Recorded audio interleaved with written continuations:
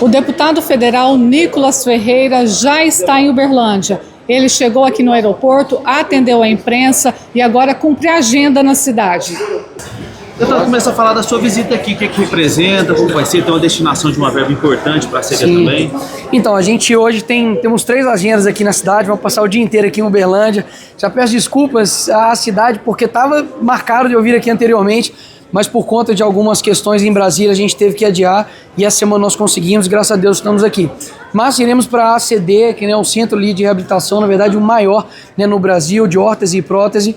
A gente destinou R$500 mil. Depois a gente vai receber, né, um prêmio ali também na Câmara de Vereadores e à noite vamos na Igreja Shalom para poder dar a nossa palestra cristã e política e amanhã a gente continua a agenda também lá em Patos. Deputado, eu queria saber o seguinte, até me corrija se eu estiver errado, acho que é a 3ª vez que você vem aqui a Uberlândia depois de ser eleito deputado federal. Desde que isso aconteceu, eu queria saber qual que é a sensação de receber uma comenda de deputado, de cidadão honorário em uma cidade que ainda assim foram tão poucas vezes.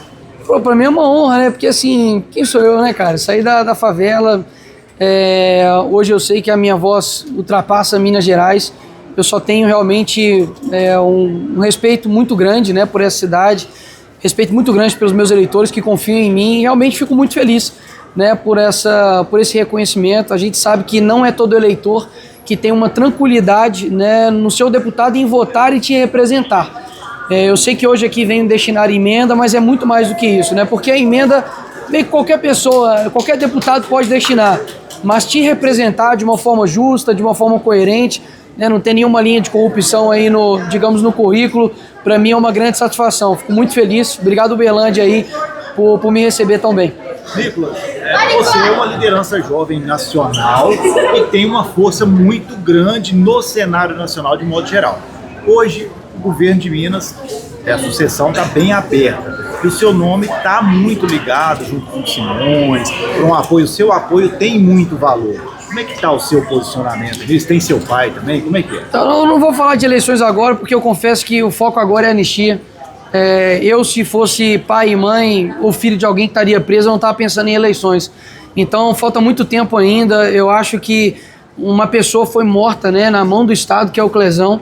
Inclusive, ontem encontrei as 2 filhas dele e eu lembro que no dia do velório a filha dele chegou e falou para mim, não deixa a morte do meu pai ser em vão. Então não estou dizendo que quem fala em eleição agora está errado, tá? Não estou falando sobre isso não. Mas eu acho um tanto quanto precoce falar de eleição agora, sendo que a gente tem um problema assim, gigantesco agora que é a anistia, porque se fosse qualquer parente de um de nós aqui, ou se fôssemos até nós mesmos, como vocês gostariam que o político, as pessoas que talvez, né, consigam tomar decisão, se portariam? Com certeza não é falando de eleições. Então, obviamente que as eleições do ano que vem, elas são assim, importantíssimas, não somente para Minas Gerais, mas para o Brasil inteiro, né? A gente não aguenta mais PT, a gente não aguenta mais Lula na frente do nosso país. Eu acho que está todo mundo cansado, sabe? É tanto imposto, é tanta taxa, é insegurança, é falta de educação, é falta de, sabe, de saneamento básico, de saúde. Então as pessoas precisam realmente tomar uma decisão ano que vem muito séria. Mas agora o meu foco assim, principal realmente é conseguir anistia ampla, geral e restrita para que essas pessoas que estão sendo vingadas, né? Porque convenhamos, se tivessem de vermelho, não estava ninguém preso. Se fosse do PT, não estava ninguém preso. E o julgamento agora que a gente está vendo, né? Botaram 5 argentinos para julgar um Pelé, né?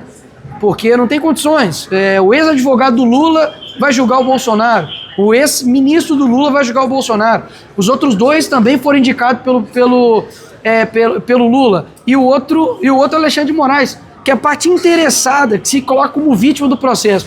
Então, assim, eu acho que o brasileiro em geral, você não precisa gostar de mim, você não precisa gostar do Bolsonaro, mas dizer que o Brasil está indo bem é muita sacanagem. Então, a eleição é importante, mas o foco principal agora é a anistia e tirar essas pessoas da cadeia o quanto antes, porque, para mim, não tem razoabilidade colocar uma pessoa de 17 anos na cadeia porque escreveu com batom, perdeu o mané em uma estátua. Deputado, vou aproveitar, deixa. Inclusive, hoje foi o 2º dia do julgamento do ex-presidente Jair Bolsonaro. Eu queria que você fizesse esse panorama. Você comentou um pouquinho já pra gente, mas eu queria que falasse um pouquinho mais do posicionamento com relação a como que esse julgamento está acontecendo hoje. Vamos lá. Tentaram tirar Bolsonaro da corrida eleitoral, tentando matá-lo, literalmente. Agora também tentam tirar ele da corrida eleitoral, mas através da prisão. E convenhamos, você acha que ele vai tomar uma pena menor ou maior do que 17 anos? Porque se uma pessoa que colocou uma caneta com um batom perdeu o Mané numa estátua, tá pegando 17 anos de cadeia, entre aspas, né, o que eles estão aí colocando, o mentor vai tomar quanto tempo de cadeia? Agora, e o crime organizado? E o pessoal que roubou, né, do INSS, e o pessoal que ficou envolvido lá na Faria Lima, lá com o PCC, quem que foi preso, qual o nome das pessoas, ninguém sabe. Ou seja, a gente tem problemas reais acontecendo no Brasil, mas o problema é o Bolsonaro, é um cara que não tem nenhuma ligação com essa tentativa, trama de golpe. A Dilma também, ela pediu orientação na época, né, para o chefe do Exército para poder pedir ou não o estado de sítio. E aí, ela também é golpista, ela também cometeu algum tipo de golpe, e a gente vê que, enfim, é o primeiro presidente da República, ex-presidente da República, que está sendo condenado por uma tentativa, né, de golpe e não por corrupção. Isso diz muito sobre ele. Você pode, obviamente, ter aí suas críticas contra o Bolsonaro, mas contra ele não tem um que presta. Nicolas, ontem eu estive em Brasília, eu não vi nenhuma movimentação bolsonarista ali na Praça dos Três Poderes, de frente ao STF. Você atribui isso aqui, essa movimentação praticamente zero? Olha, se eu te falasse que o jogo semana que vem, Cruzeiro e Atlético, se eu afirmasse pra você, ó, o Cruzeiro já vai ganhar, beleza? Não tem jeito, eu sei, porque foi comprado e tal. Você acha que a torcida do Atlético iria torcer ou vice-versa? Né? Não, o Galo vai ganhar. Você acha que eu iria até o Mineirão? Eu não ia, pô. Eu já sei o resultado, todo mundo já sabe o resultado. Então, assim, a nossa manifestação, ela é muito mais somente por conta do Bolsonaro. O Bolsonaro está sendo a representatividade do que está acontecendo com um monte de gente. Pensa só, o Eduardo Bolsonaro, ele está lá nos Estados Unidos, provavelmente não vai poder pisar mais aqui no Brasil. E por quê? Por atacar a soberania nacional. O que o Lula fez quando mandou um avião até o Peru para poder resgatar a ex-primeira-dama, que foi condenada por corrupção? O que o Boulos fez, né, e o Petezada fez quando a Dilma foi impeachmentada? Foi nos órgãos internacionais. Da mesma forma também quando o Lula foi preso, também foram nos órgãos internacionais. Então, assim, dizer que essas pessoas estão cometendo ataque sobre a soberania nacional é uma, assim, sacanagem absurda. Hoje nós temos pessoas, repito, de 71 anos que voltou para cadeia, para cela, tá dormindo no chão, porque quebrou a cautelar domiciliar do Moraes, que não poderia ir à academia, não podia ir à fisioterapia. Então, assim, me perdoe, sabe, aqueles que têm um certo nojinho, sabe, de Bolsonaro, mas agora, nesse momento, a gente precisa lutar, de fato, pela verdade e pela liberdade.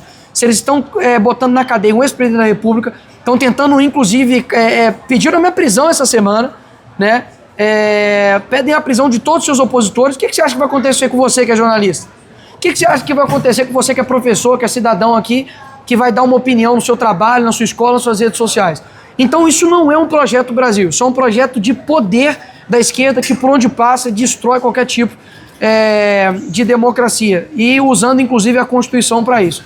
Então acho que não está tendo, digamos, essas manifestações assim pontuais, porque realmente a gente já sabe que é um teatro de cartas marcadas. Mas no dia 7 de setembro estarei em Belo Horizonte, na Praça da Liberdade, às 10 horas da manhã, ocorrerá em São Paulo, diversas outras cidades.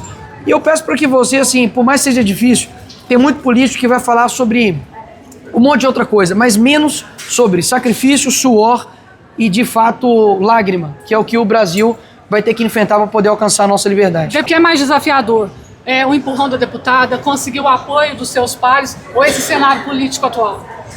Olha, eu acho que o cenário político atual, ele é o mais desafiador porque, convenhamos, a gente se sente muito impotente. Eu digo você, todo mundo está aqui, muito impotente aos poderosos. O que eu posso fazer contra o Lula? O cara sem provas me acusa de estar envolvido de ter defendido o crime organizado através do vírus. O que eu posso fazer contra ele? Contra o ministro Alexandre de Moraes, Rui Barbosa já dizia, a pior ditadura é a ditadura do judiciário, porque você não tem a quem recorrer. Sabe, hoje foi colocado durante anos, por exemplo, em cima do Bolsonaro, de que ele era culpado pela morte da Marielle. Aí acharam quem era o culpado, né, o Brazão, quem deu a prisão domiciliar para ele, o Moraes, e aí morreu Marielle de vez agora, ninguém mais fala o nome dela, porque não é útil para a narrativa política da esquerda.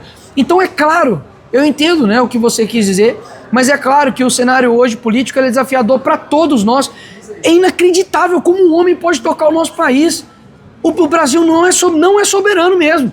Mas não é por conta de o Eduardo tá lá falando, ou a gente tá denunciando, as coisas estão acontecendo aqui não. O Brasil não é soberano, porque tem 50 milhões de pessoas que estão abaixo da regra do crime organizado. Nós temos hoje um juiz que manda em tudo. O congressista vai lá e derruba o aumento de IOF, aquele vagabundo do Moraes vai lá e muda a decisão e mantém o aumento de IOF. Ou seja, o que a gente vai fazer? Então, assim, eu jogo pra você, povo brasileiro. Você acha que realmente a salvação vai vir de um projeto de lei, que vai vir simplesmente de uma PEC? Não. Além da anistia, que é uma luta, a gente precisa que cada um assuma o seu papel como brasileiro, poxa. Não tem como mais a gente só olhar pro Brasil na época de eleição. A gente tem que voltar a ser um país assim verdadeiro.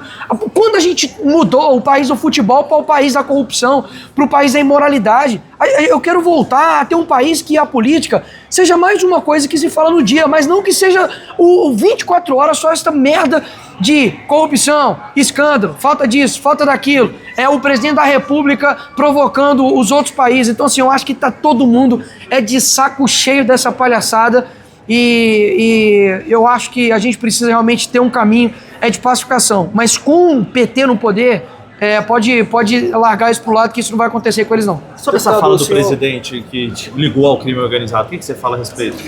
Sem provas. Ele me acusa pelo crime organizado. Olha só que maluquice, né? O cara que entra na maré sem nenhum tipo de, digamos, de medo, né, num local que é dominado pelo crime organizado, que é o Flávio Dino, ninguém acusa ele, né, de estar envolvido em crime organizado. A gente olha a minha vida pregressa e a minha vida atual, não tem nada que liga a isso. E outra coisa, é um ponto interessante, a portaria que eles revogaram, e eles disseram que era para combater o crime organizado e lavagem de dinheiro, não tem a palavra crime, nem lavagem de dinheiro na portaria. Ou seja, é mentira que essa portaria que eles recuaram, eles iriam combater o crime organizado. Eu conversei com o procurador da Câmara, a Câmara vai tomar uma medida contra o presidente da República, também tomei uma ação penal, criminal contra o presidente da República e contra o Barreirinhas, que é o lacaio do Haddad, que foi indicado para ser ali o secretário-geral da Receita Federal. Então a gente sabe que é muito difícil, né, o combate nas ativas, mas enfim, coloca aí na balança e a minha vida dirá. Já tem dito até agora e quem dá testemunho da minha vida é Cristo e estou em paz quanto a isso. Deputado, o senhor mencionou inclusive esse pedido de prisão na semana passada e eu queria saber sobre que pretexto foi isso. Foi justamente sobre essa relação com essa suposta, né, relação com o Não, foi um ator do PT que pediu uma prisão preventiva porque, segundo ele, está relacionado o meu vídeo do Pix com a operação do PCC, que foi entre 2020 e 2014, meu vídeo foi de 2025, com a relação do meu primo ter sido pego com droga. Essa é a lógica, né, da esquerda. O sítio de Atibaia, que tinha o nome dos netos do Lula, não tem nada a ver com o Lula, né? Os 8 mil documentos que ligam o Lula à corrupção passiva e lavar dinheiro tem nada a ver com o Lula. Agora, o meu primo ter sido pego com droga tem tudo a ver comigo, né? Mesmo que não tenha nem lé com cré. Ai, mas você mandou emenda pra Nova Serrana que o seu tio foi candidato a prefeito. E daí, amigo, o que tem a ver eu mandar emenda pra cidade que eu mais tive votos proporcionalmente em Minas Gerais com relação ao meu primo? Imagina se você responder por todas as merdas que os seus parentes fazem. Ia todo mundo pra cadeia, né? Essas foram as principais informações da coletiva com o deputado Nicolas Ferreira. Para mais, acompanhe @Amanda Marques, jornalista.